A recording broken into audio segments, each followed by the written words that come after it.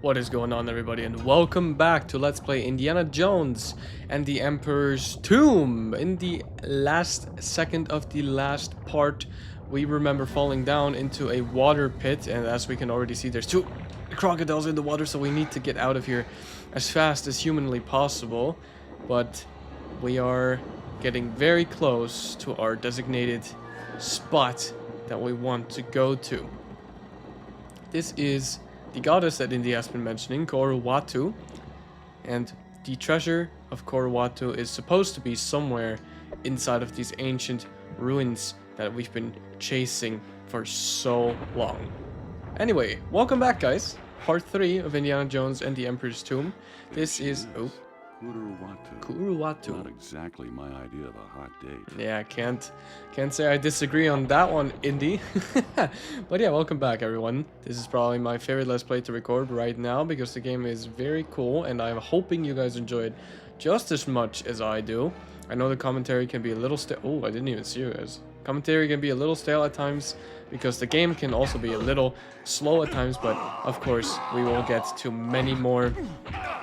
Why do I keep getting beat up by these noobs? Holy shit.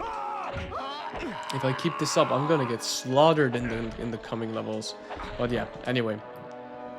The game will get a lot more intense as the game progresses. Did the other guy die? Oh yeah, he died because I knocked him down. And he dropped the revolver, which I'm obviously gonna pick up. 18 shots, I think, is the max that you can carry around outside of your gun. So we already have max revolver ammo, which is always good because we can always use some more revolver shots in our journey through Chalon and the coming chapters. What we have to do here, obviously, is lower down the cage, and then we already find a well here, which we desperately need because these tiny beaches have already knocked down almost half of my health again. I don't know how I keep getting bullied by these weak-ass enemies. Oh, we have an adventure mode section again. We've seen this already. Now by pressing L1, you can actually, roll, which was not... Jesus Christ, that was horrible. Which is not at all what I just did, but you're supposed to roll underneath the not the crocodiles, but the poison darts while avoiding the spikes. Obviously, because you're not supposed to take a lot of damage, but, well, I kind of screwed it up. Now we just have to make it back without being eaten by a dozen crocodiles in the water, which is probably done best by swinging over here. Yep. I can also go back to the well, because that actually hurt me a lot. I can fill up my health to the max again without even having to touch the water once, which is always nice because you really don't want to touch the water with crocodiles in it. And later on there will also be some other enemies inside of the water, but I'm not gonna spoil that just yet. You'll just have to continue watching the Let's Play. Thinking about doing a double upload today. Not sure. I haven't decided yet while recording this, but there might be a double upload of Indiana Jones today, which would also be nice. But that was the Kouru Watu level. Continuing on with... what's this one called? Loading times, of course, again. When it cocked me in the face. Jesus Christ, these loading times are long. Okie dokie. This one is actually really cool. I really like this one. I can already see a giant, loud-ass waterfall here. This level is called Into the Sacred Caverns. Don't fall down or you will die. And I'm still trying to get through the game as much as I can without dying. I'm not going to make it through the entire game, but, you know, I want to try my best to die as little as possible. What is happening? Something's crumbling, something's breaking down. Press and hold the L1 button to look around or aim in first person mode. Which is an important detail, because if you look up, there's spikes up there, and what you have to do is activate them and then run away so you don't get crushed, and use the spikes as an elevator to bring yourself up to a higher position. So you can drop down into the room that is closed off by some pillars right here. Really cool I'll have to find little another way puzzle. around. And yeah, yep, you found the other way around, Indy. Now here, if you take the whip and jump, I think you can whip around somewhere right here. Not in the That air. was too close. Okay, no, not in the air, but right here.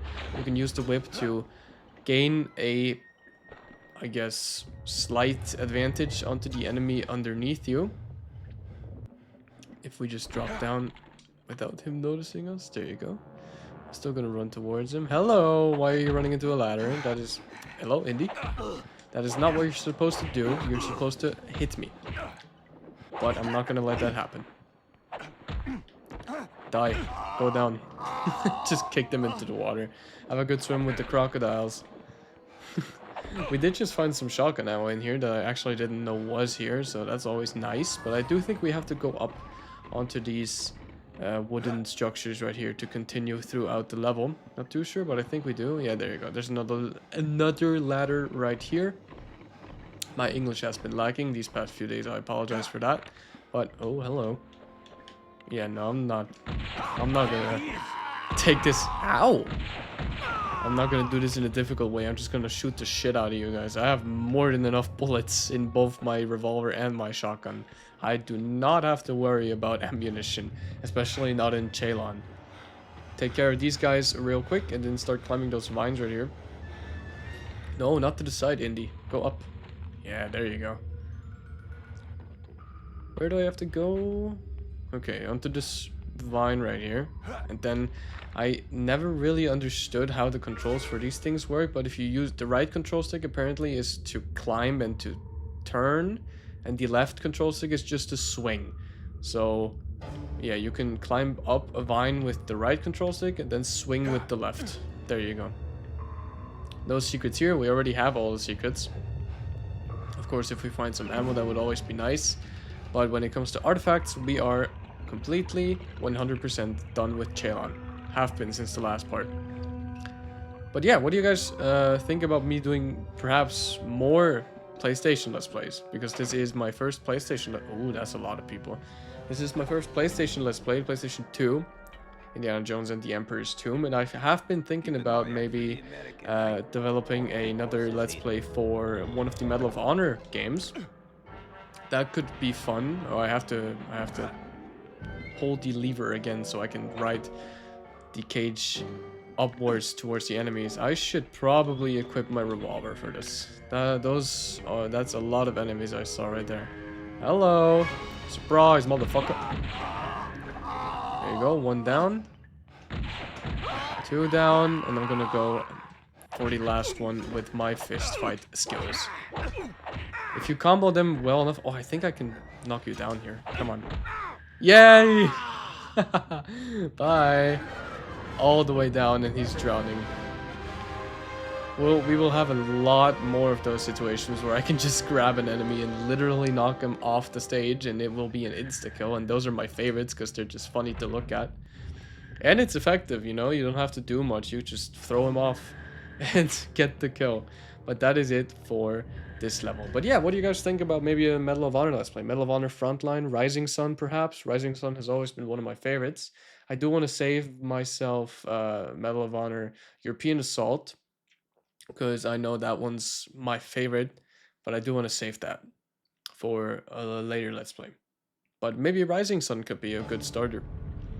Anyway, we are in the second to last level of Ceylon already. It's a very short chapter. This one is called The Silent Guardians, and the level takes the name literally. These hanging bat statues right here will be triggered and shoot us with lasers if we step onto stone. So we have to make sure that we stay... Oh god, this is not easy on a controller.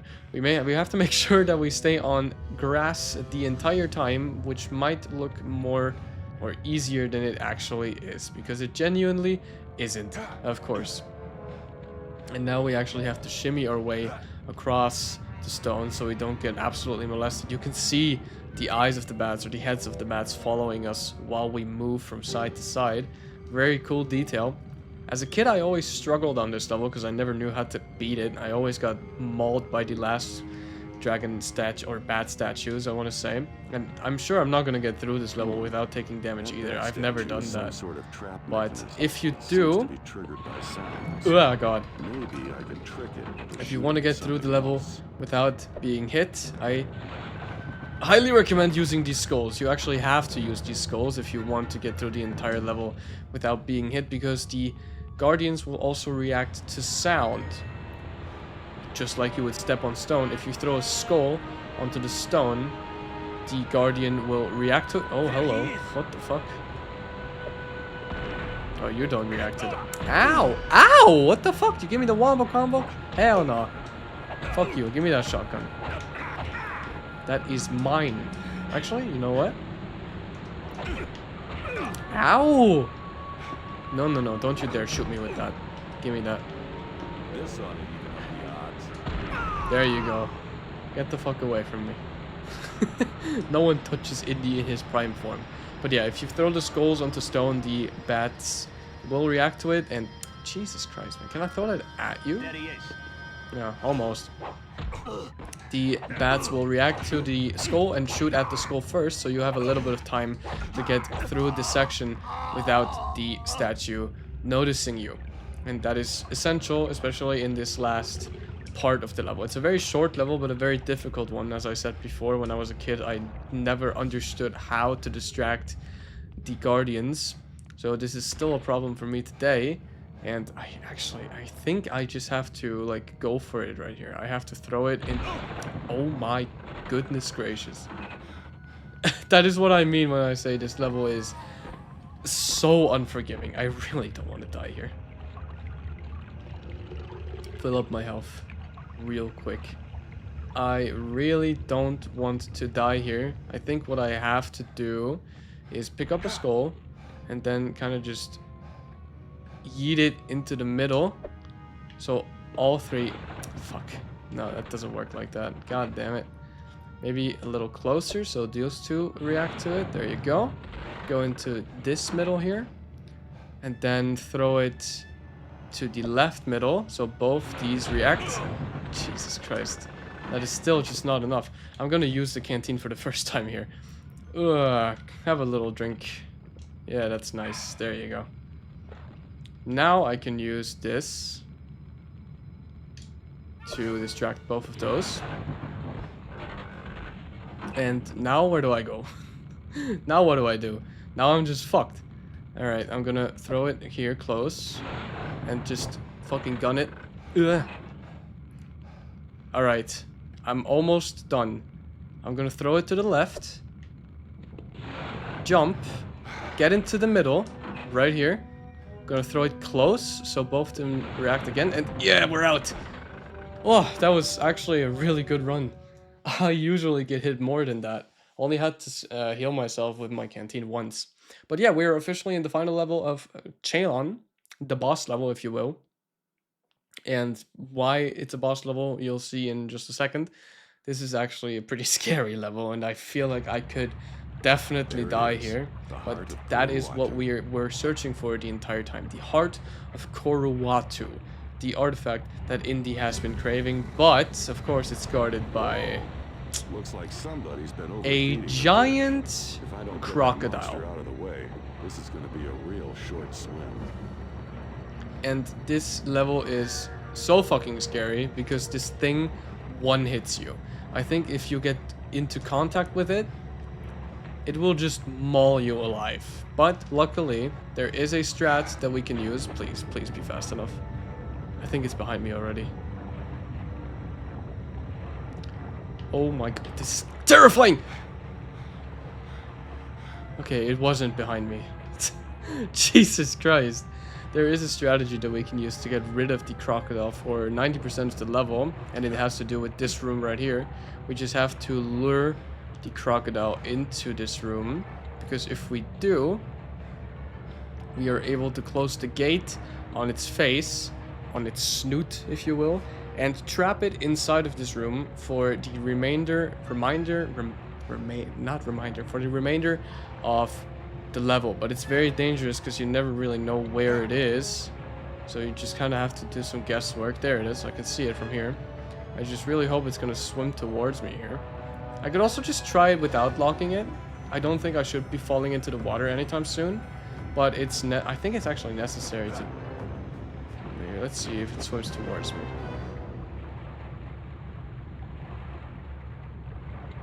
Are you coming?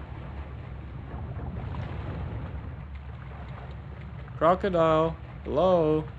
I could easily die here, especially if I swim out into the water like this. Oh, I think it sniffed me. Oh yeah, it sniffed me. Oh god. Move, Indy, holy shit! So now it's in here. And, oh god, I need to be fast, Don't drop here! Okay, there you go. Is it still in? I think it is. Quickly close the gate. Yes, okay. We have success. Why are you on land? Oh my... That is not supposed to happen. I am out of this room. I'm outie. Holy shit. Leave me alone. We have successfully trapped the crocodile in here. So we should have free leeway to do whatever we would like. Which is, of course, again, lowering these cages. So we can do a jump and run across the entire arena, so to say, or so to speak, to open up the middle again, because if you haven't noticed, it did close down when the croc broke down the bridge.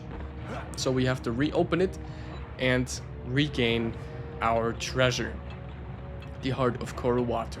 This level is entirely possible without capturing the crocodile, but it's a lot more risky, because if you ever fall into the water from these chains and the cages, your risk of being mauled to death by the crocodile is just, I want to say, about 80% bigger than if you have it trapped. If you have it trapped, it's 0%, of course. And you don't have to worry about anything. Not even fall damage, because you'll just fall into the water anyway, so it's no issue. But yeah, the crocodile is the big problem of this level. And probably the scariest enemy in the game. At least at the start. There will be more enemies later on that are more difficult to deal with, but the crocodile is most likely the scariest, just because it's a one-hit death. You don't really have that anymore in the entire game after this. I did touch the wrong control stick. You don't really have that anymore in the rest of the game. That is pretty much the only time that you have a one-hit death enemy that can kill you in one hit, which is crazy to me that it's in the first level and not in one of the last ones. But I guess they did want to kind of test the player to make sure that he has oh god. Okay, thank god the hitboxes in this game are shit. Test the player about their ability to maintain and endure. Now we opened up the middle and we have to go and collect our prize. We've worked hard for this, gone through the entirety of Ceylon, of course, so this is just worth it. Or is it?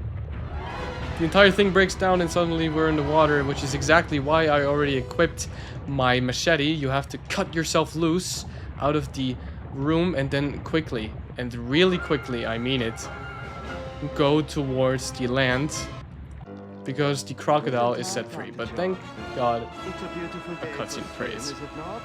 I would join you, but I seem to have forgotten my bathing suit. No problem. I can lend you mine. It's back at the hotel. The famous American sense of humor. I never really understood it. Look, Hans, or Klaus, or whatever your name is, I don't know what you're talking about. But whatever it is, I'm sure we can cut a deal. Very well. Here is the deal. You will give me the idol. Now. Okay, you've made your point. You've got what you want right here.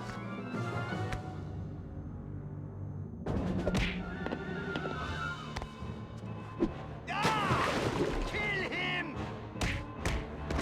And the crocodile's just watching. Oh. There you go.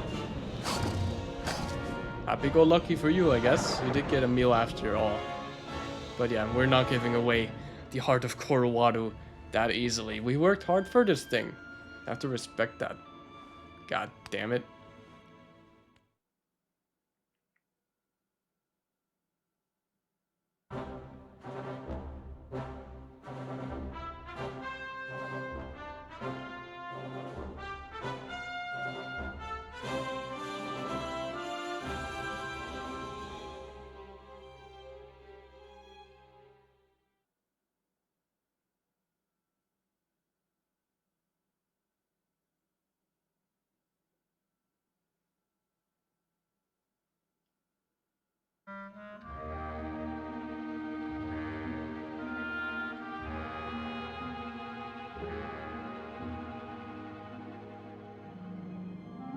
Excuse me.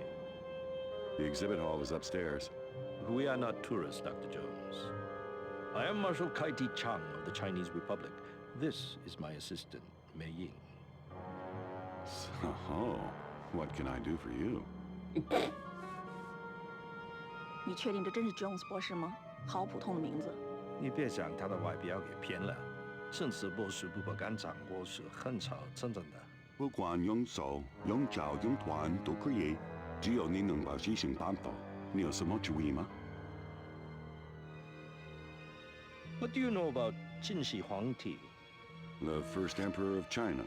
He built the Great Wall and established a dynastic government that lasted for centuries. His reign lasted from 255 BC to... That information can be found in a school book, Dr. Jones.